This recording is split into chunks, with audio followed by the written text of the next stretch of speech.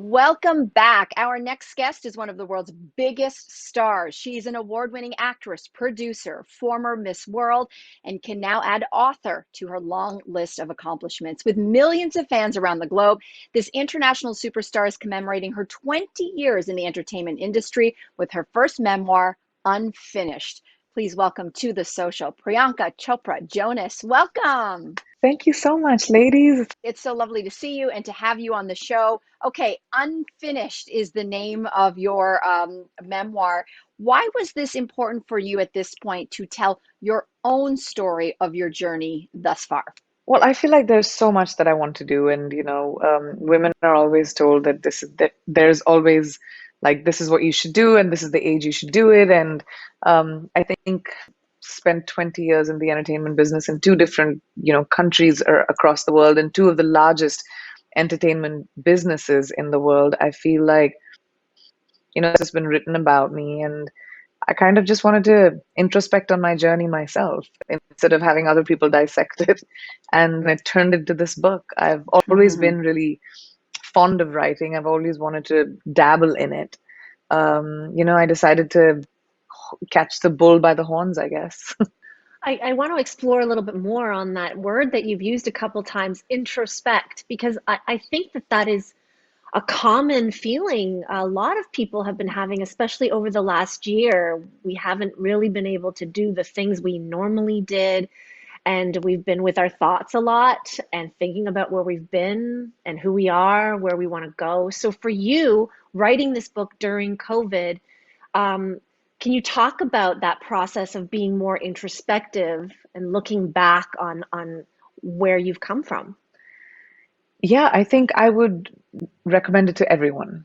I think there is so Mhm. much merit in introspecting, and we are also consumed by our lives, and everybody is running at their own speed. Everybody has a lot of things to do, and we forget to take that moment. We forget to, when we're grabbing that coffee, to actually taste it, like they say in the saying, and at some point to take stock is just so great because you forgive yourself for your mistakes. You heal from the things that were afraid. You take away the power of your insecurities, and that's really healing at the end of it. Even if you're not going to write your own memoir, I recommend writing a journal for sure. Interesting. Well, you do go into your history in this book. That's what it is. And we learn so much about you in the beginning, competing in and really coming into the spotlight as Miss India, which then turns into a Miss World win as well.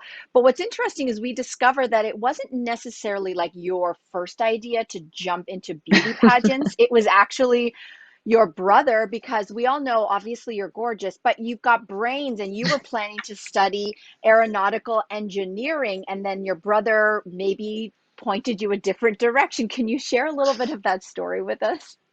Well, I wanted to get into engineering because I just loved tech, and also, an Indian girl, and usually at that time, you had those three options if you wanted to get into academics. You're a doctor, you're a lawyer, you're an engineer.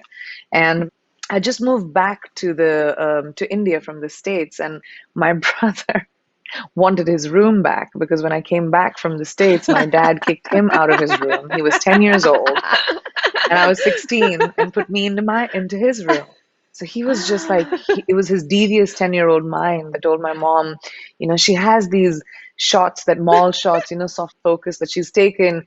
If we send them into this pageant, maybe, she'll have to go to Mumbai for a while. And, eventually he got his room back. So I love that story that perhaps the genesis of your career may have had to do with sibling rivalry, which is so Yeah. cute and amazing.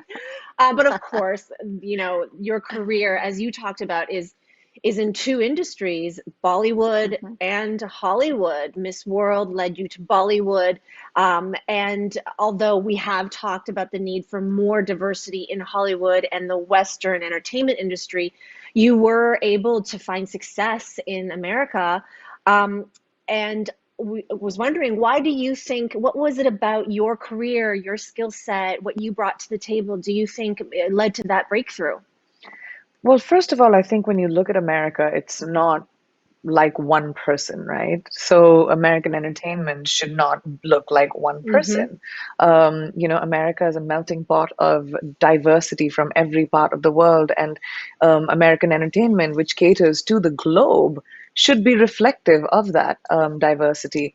And when I came seeking work to the US in Hollywood about 6 years ago, I really didn't see parts being written for, a brown leading lady or a leading man in mainstream entertainment. And by that, I don't mean like the genre movie or the independent movie, but actually like mainstream, like network or like the big movies.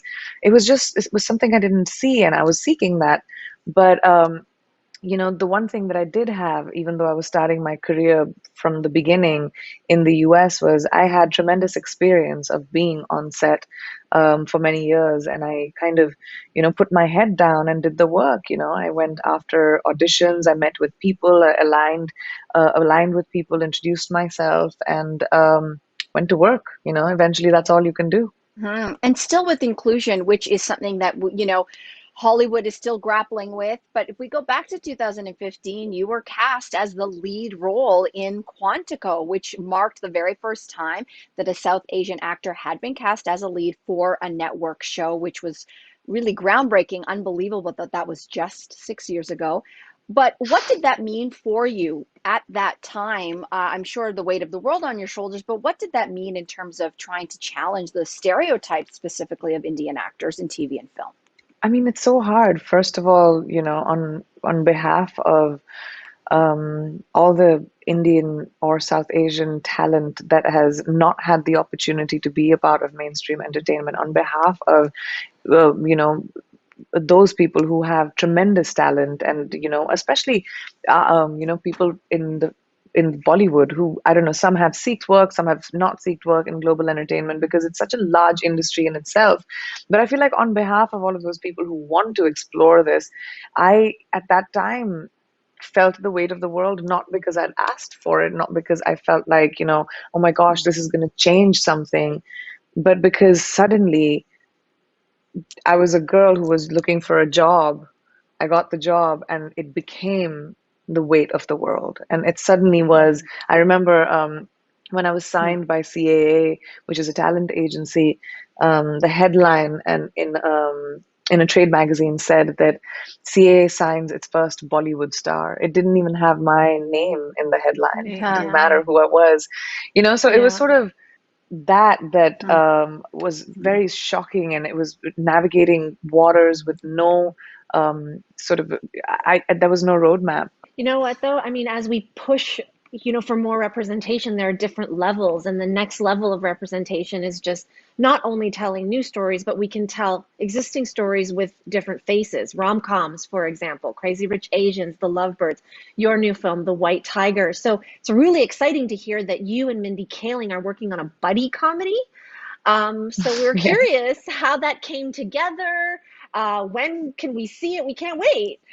Well, thank you so much. I'm very excited about it too. But that's what I mean. Like mainstream stories, to be able to be telling mainstream stories with a diverse cast is what Hmm. is my quest.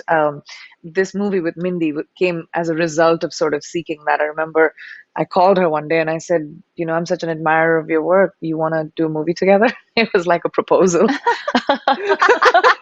And she met me for lunch She said at Soul House, yes. and she said yes. She said yes. And then Universal said yes. And now it's in the writing process, and Dan Gore and Mindy are writing it themselves. And we're gonna play buddies that have this amazing journey together, and it leads to a big fat Indian wedding. Tune into the social tomorrow for more of our interview with Priyanka. We talk about life in lockdown with her husband, Nick Jonas. Priyanka's book, Unfinished, is out now. We'll be right back.